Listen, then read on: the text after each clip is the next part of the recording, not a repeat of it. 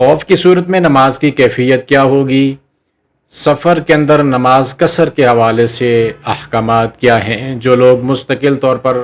سفر کرتے رہتے ہیں، پروفیشنل ہیں، ڈرائیور حضرات ہیں، پائلٹس ہیں، یہ لوگ اپنی نمازوں کا کیا کریں گے؟ قصر کریں گے یا پوری پڑھیں گے؟ اور پھر کتنی مدت تک نماز قصر کی جا سکتی ہے اور اس کا فاصلہ کتنا بنتا ہے؟ اعوذ باللہ من الشیطان الرجیم، بسم اللہ الرحمن الرحیم۔ قرآن پاک کے پیغام میں آج سورۃ النساء کی آیت نمبر 101 اور 102 ہے۔ اللہ تعالیٰ ارشاد فرماتے ہیں وَإِذَا ضَرَبْتُمْ فِي الْأَرْضِ فَلَيْسَ عَلَيْكُمْ جُنَاحٌ أَن تَقْصُرُوا مِنَ الصَّلَاةِ، جب تم زمین میں چلو تو تمہارے اوپر کوئی گناہ نہیں ہے کہ تم نماز میں قصر کرو۔ إِنْ خِفْتُمْ أَن يَفْتِنَكُمُ الَّذِينَ كَفَرُوا، اگر تمہیں خدشہ لاحق ہو کہ کافر لوگ تمہیں اذیت میں ڈال دیں گے، کسی فتنے میں ڈال دیں گے یا تمہیں کسی خطرے کے اندر ڈال دیں گے۔ ان الکافرین کانوا لکم عدوا مبینا، اس بات میں کوئی شک نہیں ہے کہ کافر تمہارے کھلے دشمن ہیں۔ وَإِذَا كُنْتَ فِيهِمْ فَأَقَمْتَ لَهُمُ الصَّلَاةَ فَلْتَقُمْ طَائِفَةٌ مِّنْهُمْ مَعَكَ، جب آپ ان کے اندر ہوں اور نماز ان کے لیے آپ قائم کریں تو ایک گروہ آپ کے ساتھ ان میں سے کھڑا ہو جائے۔ وَلْيَأْخُذُوا أَسْلِحَتَهُمْ فَإِذَا سَجَدُوا فَلْيَكُونُوا مِنْ وَرَائِكُمْ، اور ان کو یہ چاہیے کہ وہ اپنا اسلحہ اپنے پاس رکھیں اور جب وہ سجدہ کر لیں تو وہ پیچھے چلے جائیں۔ وَلْتَأْتِ طَائِفَةٌ أُخْرَى لَمْ يُصَلُّوا فَلْيُصَلُّوا مَعَكَ، اور چاہیے کہ دوسرا گروہ آ جائے جنہوں نے ابھی نماز نہیں پڑھی تو وہ آپ کے ساتھ نماز پڑھ لے۔ وَلْيَأْخُذُوا حِذْرَهُمْ وَأَسْلِحَتَهُمْ، اور ان کو بھی چاہیے کہ وہ اپنے بچاؤ کو لازم رکھیں اور اپنے اسلحہ کو پاس رکھیں۔ وَدَّ الَّذِينَ كَفَرُوا لَوْ تَغْفُلُونَ عَنْ أَسْلِحَتِكُمْ وَأَمْتِعَتِكُمْ فَيَمِيلُونَ عَلَيْكُمْ مَيْلَةً وَاحِدَةً، کافر لوگ یہ چاہتے ہیں کہ تم اپنے اسلحہ سے اور اپنے سامان سے غافل ہو جاؤ تو وہ ایک بارگی آپ کے اوپر حملہ کر دیں، آپ کے اوپر ٹوٹ پڑے۔ وَلَا جُنَاحَ عَلَيْكُمْ إِنْ كَانَ بِكُمْ أَذًى مِّن مَطَرٍ أَوْ كُنْتُمْ مَرْضَىٰ أَن تَضَعُوا أَسْلِحَتَكُمْ، اور تمہارے اوپر کوئی گناہ نہیں ہے اگر تمہیں تکلیف ہو بارش کی وجہ سے یا تم مریض ہو کہ تم اسلحہ کو رکھ دو۔ وَخُذُوا حِذْرَكُمْ، اور تم اپنے بچاؤ کو لازم رکھو۔ إِنَّ اللَّهَ أَعَدَّ لِلْكَافِرِينَ عَذَابًا مُهِينًا، اس بات میں بھی کوئی شک نہیں کہ اللہ تعالیٰ نے کافروں کے لیے رسوا کرنے والا عذاب تیار کر کے رکھا ہے۔ اب ان آیات کے اندر رب العالمین نے نماز سفر کے حوالے سے اور نماز خوف کے حوالے سے ذکر کیا ہے۔ آیت نمبر 101 ہے جو سفر کے اندر نماز کے بارے میں بتا رہی ہے کہ جب بھی تم زمین کے اندر چلو تو تمہارے اوپر کوئی عیب والی بات نہیں ہے، کوئی حرج نہیں ہے، کوئی گناہ نہیں ہے کہ تم نماز قصر کر لو، سفر کے اندر آپ لوگ نماز کر لو۔ یہاں پہ اس آیت کے اندر شرط یہ ہے ان خفتم ان یفتنکم الذین کفروا، کہ تمہیں اگر خدشہ لاحق ہو، اگر تمہیں خوف ہو کہ کافر لوگ جو ہے وہ تمہیں کسی فتنے کے اندر، کسی آزمائش کے اندر، کسی مصیبت کے اندر ڈال دیں گے تو ایسی صورت کے اندر آپ نے نماز قصر کرنی ہے۔ اب یہ جو آیت ہے اس کے ظاہری مفہوم سے تو یہی بات لگتی ہے کہ نماز قصر تب کی جائے گی جب خوف والا معاملہ ہو۔ خوف کی صورت کے اندر نماز کے قصر کرنے کے اندر کوئی حرج نہیں ہے، لیکن رسول اللہ صلی اللہ علیہ وسلم کے عمل سے اور صحابہ کرام کے عمل سے یہ بات ثابت ہے کہ رسول اللہ صلی اللہ علیہ وسلم نماز قصر کیا کرتے تھے، عام سفر کی حالت کے اندر بھی، جبکہ کوئی خوف بھی نہیں ہوتا تھا تب بھی آپ علیہ الصلوۃ والسلام نماز قصر کر لیا کرتے تھے۔ ترمذی کی روایت ہے، اس میں ابن عمر رضی اللہ عنہما روایت کرتے ہیں کہ میں نے نبی مکرم صلی اللہ علیہ وسلم کے ساتھ اور سیدنا ابو بکر رضی اللہ عنہ کے ساتھ اور سیدنا عمر اور عثمان رضی اللہ عنہما کے ساتھ سفر کیا تو یہ سارے جتنے بھی تھے یہ ظہر اور عصر کی 2 رکعت نماز سفر کے اندر پڑھتے تھے اور اس سے پہلے یا بعد کے اندر کوئی نماز نہیں پڑھا کرتے تھے۔ اور اسی طرح ترمذی کے اندر حدیث ہے، ابن عباس رضی اللہ عنہ روایت کرتے ہیں کہ نبی صلی اللہ علیہ وسلم مدینہ سے مکہ کے اندر گئے اور آپ نے جو ہے وہ قصر نماز پڑھی، 2 رکعت نماز پڑھی، حالانکہ آپ کو سوائے رب العالمین کے کسی اور کا خوف نہیں تھا۔ تو خوف کے بغیر امن بھی تھا، امن کی حالت کے اندر بھی سفر کے اندر نبی صلی اللہ علیہ وسلم نے نماز قصر کی ہے۔ اور پھر صحیح البخاری کی روایت ہے، سیدنا انس رضی اللہ تعالیٰ عنہ کہتے ہیں کہ ہم نبی صلی اللہ علیہ وسلم کے ساتھ مدینہ سے مکہ گئے اور واپسی تک آپ علیہ الصلوۃ والسلام نے 2 رکعت نماز پڑھی۔ ہم نے سوال کیا، پوچھا گیا ان سے کہ کتنے دن آپ لوگ وہاں پہ ٹھہرے تھے، تو سیدنا انس رضی اللہ تعالیٰ عنہ نے جواب دیا کہ ہم 10 دن مکہ کے اندر ٹھہرے تھے۔ تو 10 دن وہاں پہ رسول اللہ صلی اللہ علیہ وسلم رہے اور آپ نے نماز قصر کر کے پڑھی۔ اور پھر ابن عباس رضی اللہ تعالیٰ عنہ روایت کرتے ہیں، یہ روایت بھی صحیح البخاری کے اندر موجود ہے کہ نبی صلی اللہ علیہ وسلم ایک سفر میں 19 دن ٹھہرے اور آپ نے قصر کی۔ تو یہ ابن عباس رضی اللہ تعالیٰ عنہ کہتے ہیں کہ ہم جب 19 دن کہیں پہ رکتے ہیں تو ہم اس میں قصر کرتے ہیں، اور 19 دن سے زیادہ اگر رکنا ہو تو ہم نماز پوری پڑھتے ہیں۔ تو اس سے ادھی جو وہ قصر کی ایک مدت بھی معلوم ہو گئی ہے کہ نبی صلی اللہ علیہ وسلم نے 10 دن جب قیام کیا مکہ کے اندر تو آپ نے نماز قصر کی، اور پھر 19 دن بھی آپ نے اگر کسی سفر کے اندر آپ نے قیام کیا تو آپ نے قصر نماز پڑھی۔ تو اس کے اندر مدت کے حوالے سے اتنا معلوم ہو گیا کہ جو مدت ہے وہ نبی صلی اللہ علیہ وسلم نے زیادہ سے زیادہ کتنے دنوں تک نماز قصر کی ہے، تو 19 دن زیادہ سے زیادہ تھے جس میں رسول اللہ صلی اللہ علیہ وسلم نے نماز قصر کی ہے۔ اس کے اندر جو احناف ہیں وہ 15 دنوں کے قائل ہیں کہ 15 دن اگر کوئی بندہ کہیں پہ قیام کی نیت سے رکتا ہے تو وہ 15 دن تک نماز قصر کرے گا، لیکن 15 سے اگر زیادہ وہ کسی جگہ پہ رہنے کا ارادہ کر لے تو اپنی نماز مکمل کرے گا۔ جو شوافی ہیں ان کے نزدیک 4 دن ہیں کہ 4 دن سے کم اگر کوئی بندہ کہیں پہ رکتا ہے تو وہ نماز قصر کرے گا، اور 4 دن سے زیادہ اگر رکتا ہے تو نماز قصر نہیں کرے گا۔ تو ایک تو ہے کہ نماز خوف کے علاوہ بھی سفر کی حالت کے اندر نماز قصر کی جا سکتی ہے، اور نماز قصر کرنے کے اندر جو اس کی مدت ہے کم سے کم 19 دن تک جو حدیث سے ثابت ہے، یا 15 دن لگا لیں یا 10 دن لگا لیں، لیکن زیادہ سے زیادہ جو 19 دن تک کی ایام ہے ان دنوں تک نماز قصر کی جا سکتی ہے۔ اور پھر قصر کی جو کیفیت ہے اس کے اندر 2 نمازوں کو جمع بھی کیا جا سکتا ہے۔ صحیح البخاری کی روایت ہے کہ نبی صلی اللہ علیہ وسلم نے جب جلدی نکلنا ہوتا سفر کے اوپر تو آپ علیہ الصلوۃ والسلام مغرب کی نماز کو تھوڑا لیٹ کر لیتے اور عشاء کی نماز کے ساتھ اس کو لے کر جاتے، اور عشاء کی نماز آپ پہلے اول وقت کے اندر پڑھ لیتے مغرب تاخیر کے ساتھ، اور عشاء کو تھوڑا جلدی کر کے پڑھ لیتے۔ تو اس طرح 2 نمازوں کو آپ صلی اللہ علیہ وسلم جمع کر لیا کرتے تھے۔ اور پھر صحیح البخاری کی روایت ہے آپ علیہ الصلوۃ والسلام نے اسی طرح ظہر اور عصر کی نمازوں کو بھی آپس میں جمع کیا۔ جب نبی صلی اللہ علیہ وسلم سورج کے زوال سے پہلے آپ نے نکلنا ہوتا تو آپ ظہر کو تھوڑی تاخیر کر لیتے اور اس کو عصر کے وقت آپ پڑھ لیتے عصر کے ساتھ جمع کر کے، اور جب آپ علیہ الصلوۃ والسلام زوال کے بعد آپ نے نکلنا ہوتا تو پہلے آپ ظہر کی نماز پڑھتے، پھر آپ علیہ الصلوۃ والسلام رخت سفر باندھتے تھے۔ اب یہ جو قصر ہے اس کی مسافت کم از کم کتنی ہونی چاہیے؟ تو مسافت کے لحاظ سے سیدنا عبداللہ بن عباس رضی اللہ تعالیٰ عنہ اور سیدنا ابن عمر رضی اللہ تعالیٰ عنہ یہ 4 برد 16 فرسخ کے برابر ہے۔ جب 16 فرسخ کے برابر کہیں پہ بھی وہ سفر کرتے تھے تو اس کے اندر آپ یہ دونوں حضرات جو ہے نماز کو بھی قصر کرتے تھے اور روزہ بھی چھوڑ دیتے تھے۔ اب یہ جو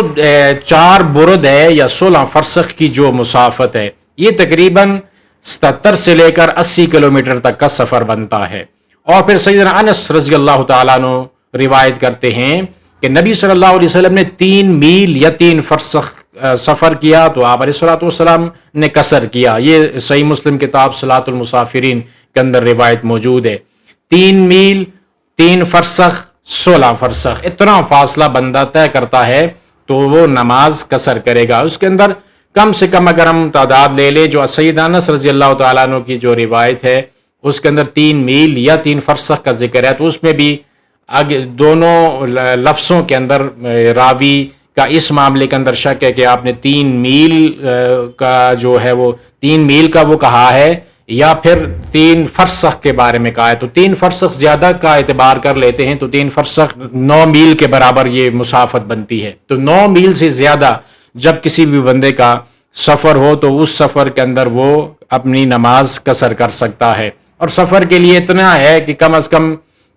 اس ساری اگر ہم بحث کو ایک جگہ جمع کریں تو وہاں پہ بندے کو نماز قصر کرنی چاہیے جو جس جگہ پہ وہ سفر کر رہا ہے، تو سفر کا اطلاق بھی اس کے اوپر ہو، وہ اپنے آپ کو مسافر بھی سمجھتا ہو کہ وہاں سے اگر وہ واپس پلٹنا چاہے تو واپس پیادل گھر کے اندر پہنچنا رات تک ممکن نہ ہو، تو کم از کم 1 دن اور رات کا جو فاصلہ ہے وہ بننا چاہیے، اس لیے کہ نبی صلی اللہ علیہ وسلم نے 1 دن اور رات کے اوپر سفر کا اطلاق کیا ہے۔ وہ حدیث جس کے اندر آپ علیہ الصلوۃ والسلام نے ایک عورت کے بارے میں یہ ارشاد فرمایا کہ کسی بھی عورت کے لیے یہ جائز نہیں ہے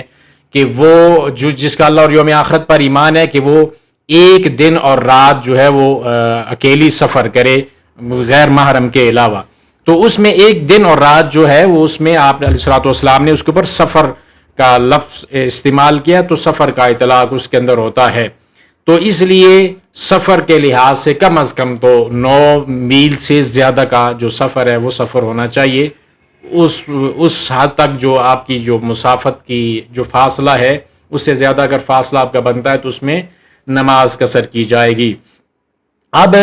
جو نماز ایسے لوگ جو مستقل طور پر سفر کے اندر رہتے ہیں، ڈرائیور حضرات ہیں وہ گاڑی چلاتے ہیں، روزانہ سفر کے اندر ہیں، اور جہاز اڑانے والے، تو یہ لوگ مستقل طور پر سفر کے اوپر رہتے ہیں، تو یہ لوگ اپنی نمازوں کے بارے میں کیا کریں گے؟ تو اس کے اندر بھی جمہور علماء کی رائے یہ ہے کہ یہ لوگ بھی قصر کر سکتے ہیں، اس لیے کہ پیشے کا اعتبار نہیں ہے بلکہ ان کی جو وجہ ہے نا سفر کرنا، سفر کرنے کی وجہ سے نماز قصر کی جاتی ہے، تو جب وہ سفر کر رہے ہیں چاہے وہ روزانہ کی بنیاد کے اوپر سفر کرتے ہیں تو ان کو سفر کے کرنے کی وجہ سے آپ وہ نمازوں کو قصر کر سکتے ہیں۔ لیکن اس کے اندر تھوڑی سی جو فقہا کے درمیان بحث یہ ہے کہ جب احناف یہ کہتے ہیں کہ اگر یہ بندہ کسی بھی جگہ پہ یہ جو مستقل طور پر سفر کرنے والا ہے 15 دن سے زیادہ اگر کسی جگہ پہ رہنے کا ارادہ کر لے تو وہ نماز مکمل کرے گا، اور 15 دن سے کم کا ہے تو وہ نماز قصر کرے گا۔ شوافی کے نزدیک 4 دن ہیں، تو یہ جو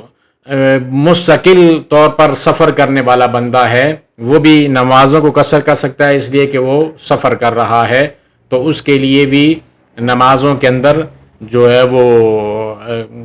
قصر کرنے کی گنجائش موجود ہے، اس لیے کہ جو نماز قصر کرنے کی جو وجہ ہے وہ سفر ہوتی ہے نہ کہ اس کا پیشہ ہے۔ لیکن اس کے لیے ضروری ہے کہ وہ بندہ جہاں پہ سفر کر رہا ہے اس کا آنا جانا ہی لگا رہتا ہو، وہاں پہ مستقل قیام کی صورت میں مثلا ایک بندہ یہاں سے گیا اور وہ کراچی چلا گیا، کسی دوسرے علاقے کے اندر چلا گیا اور اس نے وہاں پہ کئی مہینے گزارنے ہیں، کئی سال گزارنے ہیں، تو ایسی صورت کے اندر وہ نمازیں قصر نہیں کرے گا، اس لیے کہ اس کو معلوم ہے کہ میں نے وہاں پہ اتنا عرصہ گزارنا ہے، تو اس عرصے کو جہاں پہ وہ رہتا ہے تو اس جگہ کے لیے وہ اس موقع کے اوپر جتنا عرصہ اس نے وہاں پہ گزارنا تو اس وقت وہ وہاں کا مقیم ہے،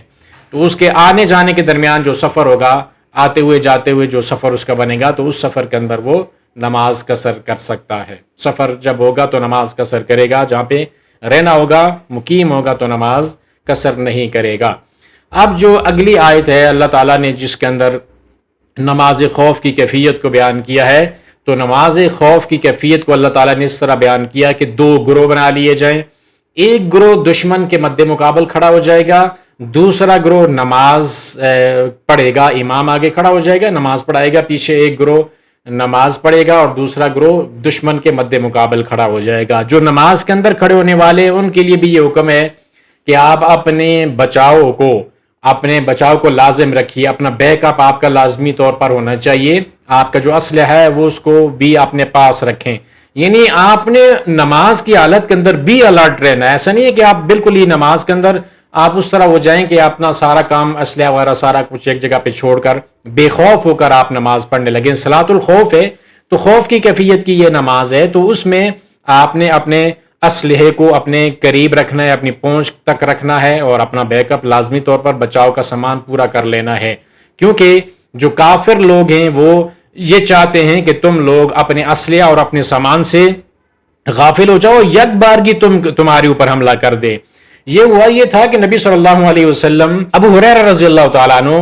کہتے ہیں کہ نبی صلی اللہ علیہ وسلم نے زجنان اور عصفان کے درمیان پڑاؤ کیا، تو مشرکوں نے کہا کہ یہ جو لوگ مسلمان ہیں، ان کو ایک ایسی نماز ہے کہ جو ان کو اپنی اولادوں سے اور اپنے باپ دادا سے بھی زیادہ محبوب ہے، تو جب یہ نماز پڑھنے لگے گی نا تو ان کے اوپر یک بار یہ حملہ کرنا ہے۔ تو جبریل امین وہی لے کر آئے اور اللہ کے نبی صلی اللہ علیہ وسلم کو یہ بات بتائی کہ آپ دو گروہوں کے اندر اپنے جو ہے وہ فوج کو، اپنا جو لشکر ہے اس کو دو حصوں کے اندر تقسیم کر لیں، ایک جو ہے وہ دشمن کے مد مقابل کھڑا ہو جائے گا اور دوسرا جو ہے وہ نماز کے اندر کھڑا ہو جائے گا۔ یہ جامع ترمذی ابواب التفسیر کی روایت ہے۔ تو اس میں پھر جو دوسرا ایک گروہ جس نے نماز پڑھی ہے امام کے ساتھ، وہ جو ہے اپنی ایک رکعت نماز پڑھ کے سجدہ جب اس کا ہو جائے گا، پورا ایک رکعت پوری ہو جائے گی تو یہ پیچھے چلے جائیں گے، اور دوسرا گروہ آ جائے گا اور وہ آ کر نماز کے اندر شامل ہو جائے گا۔ اور ان کو بھی یہ کہا گیا کہ آپ اپنے اسلحے کو اور اپنے پاس رکھنا ہے آپ نے۔ ہاں، ایک صورت کے اندر یہ چھوٹ اور رعایت دی گئی کہ اگر بارش کی وجہ سے تکلیف ہو رہی ہے یا آپ بیمار ہیں اور اسلحہ اٹھانا مشکل ہے، تو آپ جو ہے اپنے بچاؤ کا سامان کرتے ہوئے بیک اپ آپ کا اگر ہے تو اس میں آپ لوگوں نے اس کے بارے میں آپ کے لیے کوئی حرج نہیں ہے کہ آپ اپنا اسلحہ رکھ سکیں۔ اللہ تعالیٰ نے کافروں کے لیے رسوا کرنے والا عذاب تیار کر کے رکھا ہے۔ اب اس کے اندر دو کیفیتیں ہو گئی ہیں نماز خوف کی۔ ایک کیفیت یہ ہے کہ جب امام نماز پڑھانے کے لیے آگے کھڑا ہو گیا، ایک گروہ نے نماز پڑھ لی، نماز کی ایک رکعت پڑھ لی، ایک گروہ دشمن کے مد مقابل میں کھڑا تھا۔ جب ان لوگوں نے ایک رکعت نماز پڑھ لی نا تو یہ پیچھے سے رک جائیں گے اور وہ دشمن کے مد مقابل ہو جائیں گے، اور وہ جو گروہ پہلے سے دشمن کے مد مقابل تھا وہ آ کر صف کے اندر شامل ہو جائے گا اور دوسری رکعت امام کے ساتھ پڑھ لے گا۔ اس طرح سے امام کی دو رکعتیں ہو جائیں گی اور جو پیچھے دو گروہ تھے ان کی ایک ایک رکعت ہو جائے گی۔ سیدنا ابن عباس رضی اللہ تعالیٰ عنہ وہ روایت کرتے ہیں کہ اللہ نے تمہارے نبی کی زبان سے حضر کی 4 رکعت نماز اور سفر کی 2 رکعت نماز اور خوف میں 1 رکعت نماز فرض کی ہے۔ یہ صحیح مسلم کتاب صلاۃ المسافرین کی یہ روایت ہے۔ سیدنا عبداللہ بن عمر رضی اللہ تعالیٰ عنہ سے جب کوئی صلاۃ خوف کے بارے میں سوال کرتا تھا کہ کیسے پڑھیں، تو آپ رضی اللہ تعالیٰ عنہ ان کو یہ بتاتے تھے کہ 2 گروہ بنا لیے جائیں۔ پہلا ایک گروہ امام کے ساتھ نماز پڑھے 1 رکعت، جب یہ ان کی 1 رکعت پوری ہو جائے تو یہ پیچھے دشمن کے مد مقابل چلے جائیں، دوسرا گروہ آ کر 1 رکعت نماز پڑھ لے۔ اس طرح سے امام کی 2 رکعت نماز ہو گئی اور ایک ایک رکعت پچھلے جو 2 گروہ تھے ان کی 1 رکعت ہو گئی۔ اب یہ جو 2 گروہ جن کی 1 رکعت نماز ہوئی ہے، یہ 1 رکعت بعد میں پڑھ لیں گے اپنی اپنی، اور اس طرح ان کی بھی 2 رکعت نماز ہو جائے گی۔ یہ روایت جو ہے صحیح البخاری کے اندر ہے، کتاب تفسیر کے اندر۔ امام مالک رحمہ اللہ نافع رحمہ اللہ سے روایت کرتے ہیں کہ وہ ابن عمر رضی اللہ تعالیٰ عنہ سے روایت کرتے ہیں کہ ابن عمر رضی اللہ تعالیٰ عنہ نے اس کو مرفوع کہا ہے اللہ کے نبی صلی اللہ علیہ وسلم کی طرف، کہ یہ بات جو ہے اللہ کے نبی صلی اللہ علیہ وسلم نے ان کو بتائی ہے کہ اس طرح سے جو صلاۃ خوف کی دوسری کیفیت یہ ہوگی کہ امام بھی 2 پڑھے گا اور پیچھے جو جو گروہ تھا وہ بھی اپنی بعد میں باری باری سے 1 رکعت نماز پڑھ لے گا۔ اب یہ ایک تو سفر کی نماز ہو گئی ہے، دوسری صلاۃ خوف ہو گئی ہے۔ اب دیکھیے کہ سفر کی حالت کے اندر بھی بڑا بندے کو اکثر اوقات پریشانی لائق رہتی ہے، افراتفری کا معاملہ ہوتا ہے، انسان امن کی حالت کے اندر اس طرح سے نہیں ہوتا۔ پھر جب خوف کی حالت ہے، جنگ اور دشمن کا خوف ہے، ایسی صورتوں کے اندر نماز کی رعایت دے دی گئی ہے۔ سفر کے اندر اس نماز کو تھوڑا کم کر دیا گیا ہے، کیفیت اس کی جو ہے وہ آسان کر دی گئی ہے۔ اور خوف کی حالت کے اندر بھی نماز ایک تو کیفیت جو اس آیت کے اندر بیان ہوئی ہے، پھر اس سے بھی شدید اگر حالات ہیں تو جیسے بھی ممکن ہو وہ نماز پڑھے گا، چلتے پھرتے جیسے بھی اس کا، یعنی اگر حالات بہت زیادہ گمبھیر ہیں اور حملہ ہو رہا ہے اور چل رہے ہیں، اوپر سے میزائل گولیاں چل رہی ہیں، تو ایسی صورت کے اندر نماز پھر اس کیفیت کے اندر پڑھنا بھی ممکن نہیں ہوتا۔ تو اس صورت کے اندر جیسے بھی کسی کے لیے ممکن ہوگا تو اس طرح نماز پڑھے گا۔